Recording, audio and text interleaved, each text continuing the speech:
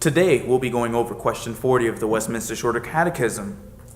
So this question asks us, what did God at first reveal to man for the rule of his obedience? The answer, the rule which God at first revealed to man for his obedience was the moral law. Over the last few months, we spent time discussing the first part of the answer to question 3 of the Shorter Catechism, in what the scriptures principally teach, by going over what we are to believe concerning God. Now we will begin our journey answering the last part of that question by seeing what duties God requires of man. Last week, Enro answered the question of what our duties are and that it is obedience to God's revealed will. And today I will be expounding on the moral law as our rule of obedience. Now, there is a word embedded in both the question and answer to this particular catechism question that is important for us to remember. And that word is revealed. God revealed to us his moral law.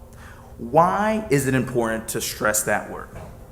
Because throughout the years, centuries, people have observed that there are right and wrong standards, and people have built civilizations on those ethics. Now, to the secular person, in particular Darwinist, the reason for a moral law is purely an evolutionary mechanism dictated by the complexity of a species and its environment. What we would call moral standards changes as the environment around them changes. Now, there is much that can be said as to the problem to this line of thinking, and I definitely would love to engage this, but I just don't have the time today to really stress that. But the reason why we have an idea of right and wrong is precisely because God has written his law into our hearts. That is why even an atheist who denies God cannot live consistently with that idea, because God wrote his moral law in his heart. That's also why civilizations throughout history had various moral codes. God wrote his law in their hearts, so man can't help but be moral. Romans chapter 2, verses 14 to 15. For when Gentiles who do not have the law by nature do the things in the law, these, although not having the law, are a law to themselves, who show the work of the law written in their hearts, their conscience also bearing witness, and between themselves their thoughts accusing or else excusing. That being said, man in and of himself is completely incapable of developing a full moral system, because we are not omniscient, and also because of the stain of sin.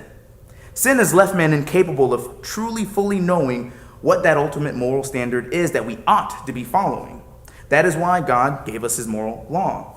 As men, we can't reason ourselves to God's ultimate standard. Apart from God revealing to us this fixed moral law, our standards will always shift with the will of the people. This is also why so many atheists hate God's moral law. To them, because it's fixed and unchanging, they feel as though they're stuck following rules that may have been necessary some time ago, but certainly not now. Listen to this by Frank Zindler, former president and current board member of American Atheists. If the only type of fire you want is one to heat your cave and cook your clams, the stick rubbing method suffices. But if you want a fire to propel your jet plane, some changes have to be made. So too with the transmission of moral behavior. If we are to live lives which are as complex socially as jet planes are complex technologically, we need something more than the 10 Commandments. We cannot base our moral code upon arbitrary and capricious fiats reported to us by persons claiming to be privy to the intentions of the denizens of Sinai or Olympus. Our ethics can be based neither upon fictions concerning the nature of humankind, nor upon fake reports concerning the desires of the deities. Our ethics must be firmly planted in the soil of scientific self-knowledge. They must be improvable and adaptable. So, again, much that can be said in regards to that. And if I had more time, we can definitely dissect this to see why, based on his foundation, he can't even make a lot of the statements he just said.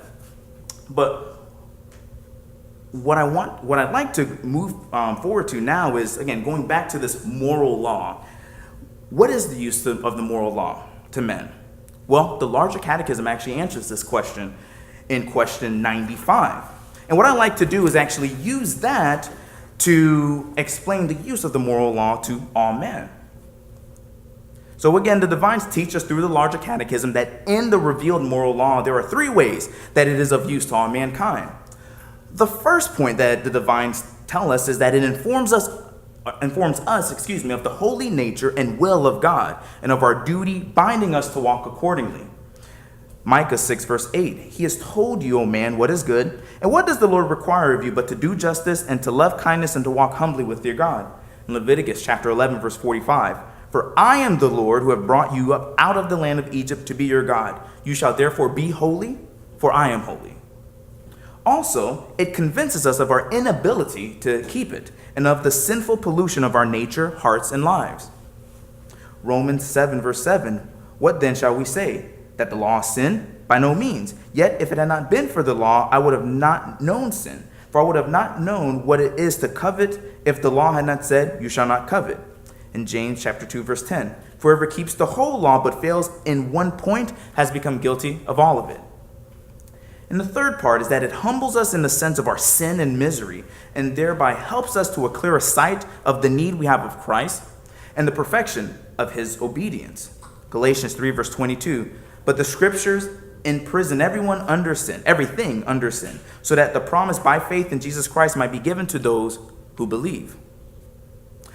Though the law being written on our hearts is the reason why we have a sense of right and wrong, it is through God's moral law that we come to know fully what is actually right and wrong. It is through God's moral law that we realize how guilty we all are before God. It is through God's moral law that we truly get a sense to how sin has rendered it impossible to perfectly keep God's law, and thus has made us guilty before God. It is the moral law that exposes the corruption of sin in our heart. But when one, through the moral law, realizes the corruption of sin in their lives, the remedy of Christ is great. I want to read Matthew chapter 9, verses 10 through 13. And as Jesus reclined at the table in the house, behold, many tax collectors and sinners came and were reclining with Jesus and his disciples. And when the Pharisees saw this, they said to his disciples, why does your teacher eat with tax collectors and sinners? But when he heard it, he said, those who are well have no need of a physician, but those who are sick. Go and learn what this means. I desire mercy and not sacrifice, for I came not to call the righteous, but sinners. See, those who think that they are pretty healthy don't feel the need to go to a doctor for healing. Likewise, those who in their own eyes think they're good will not see a need for a savior. It is the moral law of God that shows the unbeliever how sinful he really is, and thus how necessary Christ is. The larger catechism in question 96 says this in regards to the particular use of the moral law to unregenerate men. The moral law is of use to unregenerate men to awaken their consciences, to flee from the wrath to come, and to drive them to Christ, or upon the continuance in the estate and way of sin, to leave them inexcusable and under the curse thereof. So, to conclude, along with needing to know what we are to believe concerning God, we see that the scriptures teach us what duties God requires from us. That duty is obedience to God's revealed will. What God revealed to us for our rule of obedience is the moral law.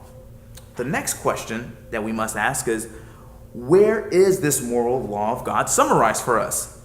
But for more on that, you're going to have to wait until next week to find out. But I will give you a hint. We're about to recite it right now. So with that being said, please rise for the recitation of the Ten Commandments.